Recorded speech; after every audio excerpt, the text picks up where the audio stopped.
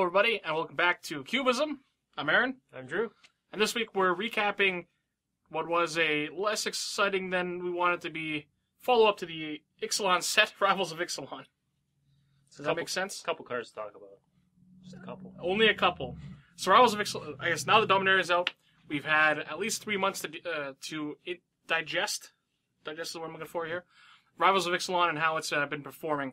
So I know after going back a little further here, Ixalan was a pretty big surprise for how good the set was, especially how deep the set was. Going into it, we knew that it was going to be a tribal focused set, but it still had all the flip cards and a lot of standouts. Even with lots of interesting things to try. Yeah, absolutely. The set was very deep, even with all these restrictions of being a tribal set. So with Rivals of Ixalan, we had just as much. Now the bar was set a lot higher. We had a lot of high hopes. And unfortunately, this is where I guess more of the tribal focus stuff came into play. All the lords and a lot more of their more niche cards were in these smaller set, which is too bad. That's not good for us. It's not good for you. It's not good for almost everybody. But that being said, it still had a handful of good ones. So even though the set wasn't very deep, it still had, I guess, three. I'm gonna say three very solid cards that'll probably be around for a while. Yeah. But you could pick those ones at 360. Yeah. So, in these episodes, if you're unfamiliar with them, we talk about just how cards that we've been trying have performed. It's really easy to get excited about cards when everything has new, fresh coat of paint on it, really tied up in things. I know I do a lot.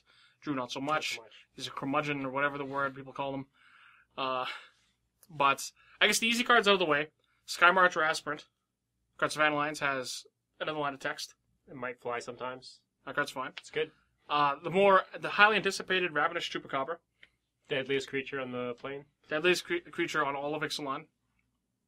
That card is 360 good. It's just the best Necrotol effect. Thrashing Brontodon, a card that the power level is a little not Ravenous Chupacabra level, but another super solid pick. Not quite Reclamation Sage, but not everything can be. Again, a really solid creature. And I don't know why this card's on my list, but I have Admiral's Orders, which is to cancel with another. I don't even want to say line of text because it's not even a line of text. I actually haven't triggered the raid. So I know you haven't. It's just been in a cancel. It's only on the list because I respect Drew for some reason. Admiral's Orders isn't very good. That's a mistake. But it's a cancel, and it's always going to be a cancel. One of these things are not like the other. So, Brontodon, Chupacabra, and Aspirant, they're all great cards. They're all very solid, very generic kind of players. Though I'm sure it'll be popping around for a long time, especially Ravenous Chupacabra. But that's not why we're here. We're here to talk about the cards that I got excited about that are not good. And first on that list was, unfortunately, I'm going to say Tendershoot Dryad. Even though he's not the card in front of me, that's the card I'm going to say first. Tendershoot Dryad, I love the artwork on this card alone. That's the reason why I played it. But Green's been getting a lot of 5s. They got Verdurous Gearhulk recently. They got another one just before that, which I'm blanking on. The Gearhulk. No, that's Verdurous Gearhulk. Yeah. They got another one I'm recently blanking on, but they have Deranged Hermit. They have Acidic Slime. They have a lot of options, and Tendershoot Dryad was just another thing to try. Another Whisperwood 11. Another utility green creature at 5, but along the 4 I just named. So again, Whisperwood, Verdurous Gearhulk, Deranged Hermit, Acidic Slime. Those cards are for pretty big all stars in that slot. I know they're also double green. I know I'm missing one. Is it 4-peed? It is not 4-peed. I'm going to cheat a little. I'm going to look at my list really, really quickly, but I'm not really executing quickly because I broke my fingernail getting ready to record this because the battery died, and I had a really hard time getting it out. So for green 5s, because I'm finally there. It only took me a while. It's Thragtusk. That one's good too. See, how do you miss Thragtusk? I would look like an idiot not remembering Thragtusk. Good thing I'm not an idiot. I'm not going to correct you. I'm just going to keep going. So, green has 5 very, very, very powerful green 5-drops. I wanted Tendershoot Dryad. I really wanted Tendershoot Dryad to be one of those kind of cards, and boy, was it not. I know you didn't try it, because you didn't try anything. I tried Admiral's Order. You did, unfortunately, try Admiral's Order. Another card I tried that performed really, really poorly was... That's not true. Once it was insane. Every other time poorly. And that's Tetsamok Primal Death. Again, fitting into this one not so much. Black 6s don't have as many, slam dunks. Enough to compete with. You got it's your 2 All-Stars and a couple. Grave Titan, with Noxious Gearhulk, Massacre Worm, and then Demon Lord Belzenok maybe. But like we mentioned actually when we talked about Demon Lord Belzenok or whatever that guy's name is, who I added to my list. A lot of creatures nowadays, I guess a lot of creatures in general, a lot of ways to take maximum advantage of them is to abuse leaf play, come into play effects, especially in black, and all the colors black. Tetsamok has none of that synergy. You have this like cute hand situation where you prey a bunch of cards and you get the plague with them, hopefully. Happened one time. Great and limited. Insane and limited, actually. Not so much a cube. You can't really reanimate this guy. He doesn't do anything. It's just a 6/6. 6/6 Death Touch. Doesn't need Death Touch when it's Doesn't a need 6/6. Death Touch. His card didn't play out nearly as well as expected. Fantastic art. Great art. It's another one that didn't, fell a little short. One that performed very well, and this one kind of opened my eyes to Branch Walker, was Jade Light Ranger. So Jade Light Ranger, I know when we initially talked about it, we made the argument for, and it's still true, that you'll never get the optimal result, right? It'll never be the 4/3 when you need it to be. It'll never just double. It doesn't even explore. It'll just draw the lines. It'll always be some combination, right? But that's not necessarily bad. The card ends up playing better than expected. Us not having played very much Standard at all in the past forever, didn't really appreciate the Merfolk Branchwalkers of the world.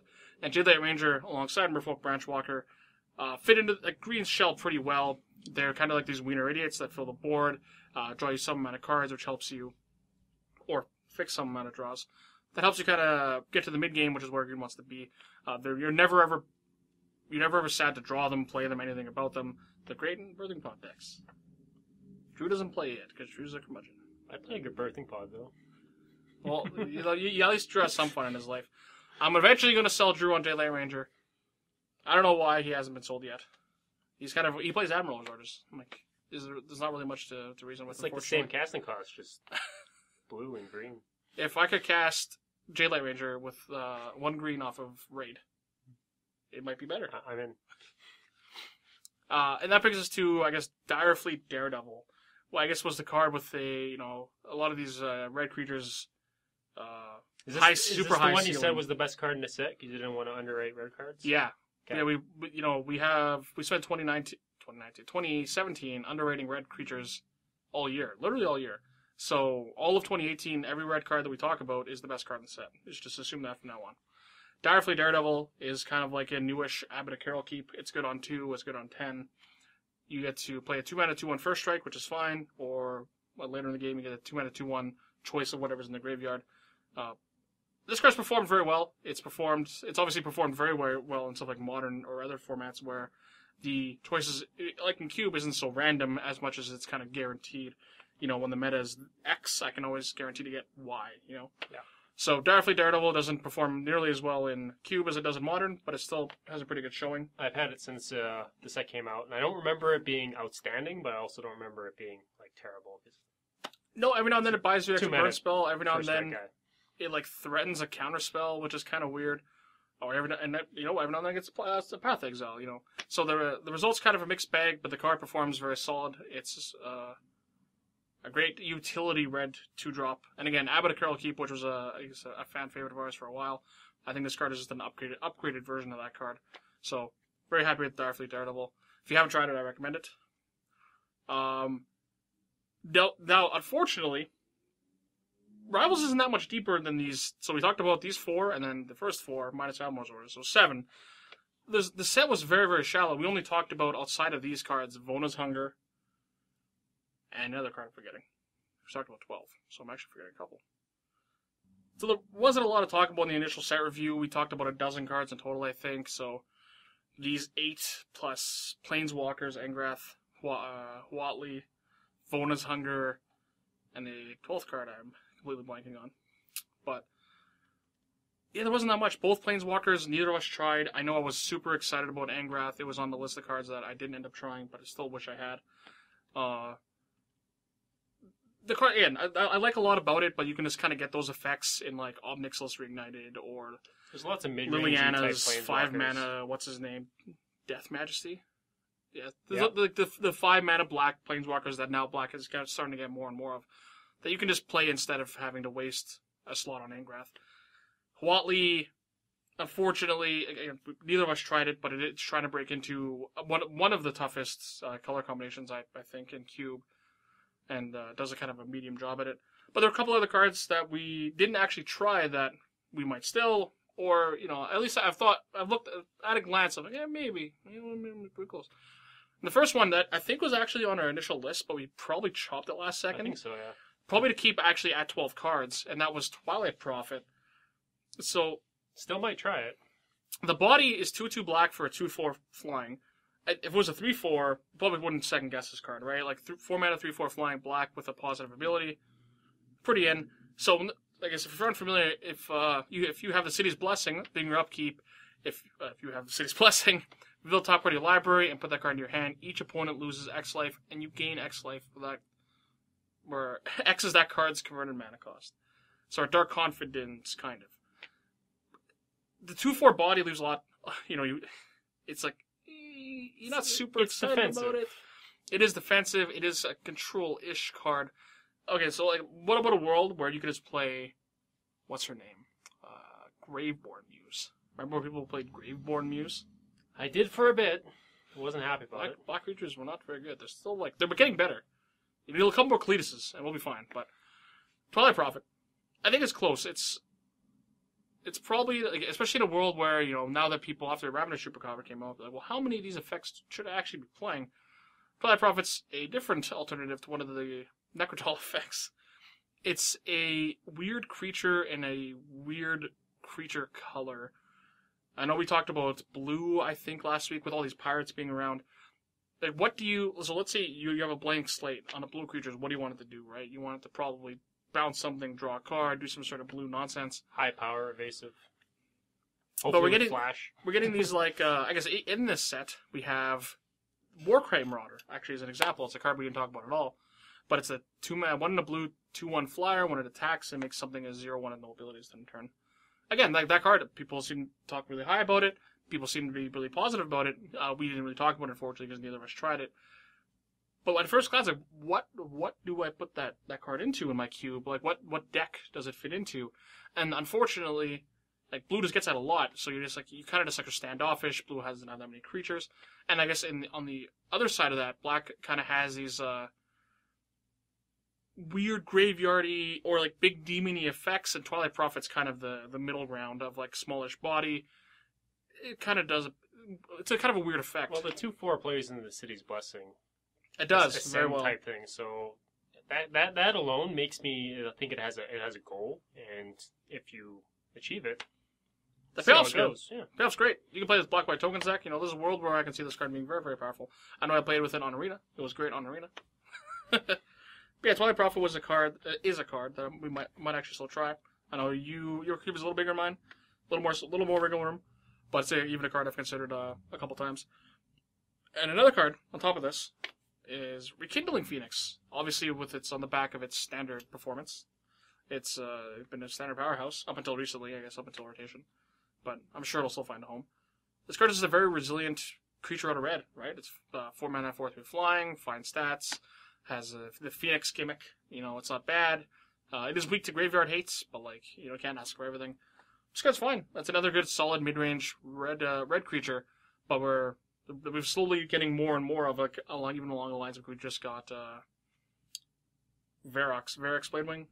Yeah, it's another mid-range red creature. This card I think is much better, but I guess you can just we're in a world where your red creatures just don't have to be all these super red, hyper aggressive creatures. Hasty 4/3s or something, or 4/2s that buff your team. I still don't think there's a world where I'd cut let's say something like a la Pia and Kieran for this card. But this card's very powerful, and it's great that it exists. It's a card that I've considered trying a couple times, but never really pulled the trigger on. Again, in the world where you play Thunderbreak Regent, I think you just play this card instead. But unfortunately, that's it. That's all Rivals really was. Thankfully, Ixalan and Dominaria were both much deeper in terms of card quality. So, I know, unfortunately, during the Rivals era, it's actually been the least amount of cubes in a long time. Thankfully, there wasn't a lot of cards to test, or I kind of looked like a dummy. But I know we've been cubing more at your place recently, which is good. I know I normally, at Drew's, I just take naps, but now that I don't keep as You're much. highly resistant to cube. I cannot pull you off the couch. Yeah, but now that I don't keep in my house as much anymore, then I guess I can keep at Drew's. So, but yeah, unfortunately, that's it. I don't know what we have next on the docket. But that's all we have for Rivals of Ixalan. We'd like to take the Meta Base, which we didn't do in the beginning, because we're really excited about Rivals. And that's Meta Base, your home base for all things Magic the Gathering. It is the content producer that lets us film in this sweet room and provide you medium content On a semi-regular basis. on a three week. You will what's after bi-weekly? Tri-weekly? Tri-annual. I don't think it's triannual. On a tri-weekly basis, kind of. I'll be in Toronto this weekend. If you see this on Saturday during the GP, I'm going to be there. You're going to have this all ready and Yeah, uploaded by... I have a day off tomorrow. I can do whatever I want. I'm my own boss. So not this. I'm going to try to get ready by GP Toronto specifically. I'm watching if there's another GP. But I'll be there at Fusion Gaming's booth, wearing not this shirt, wearing my Fusion Gaming shirt. Come say hi if you're there. Otherwise, how was Rivals for you? It's okay. Got my foils really easily. There wasn't many to get. That's good. I didn't really mean I you. played the I meant cards. them, but Yeah?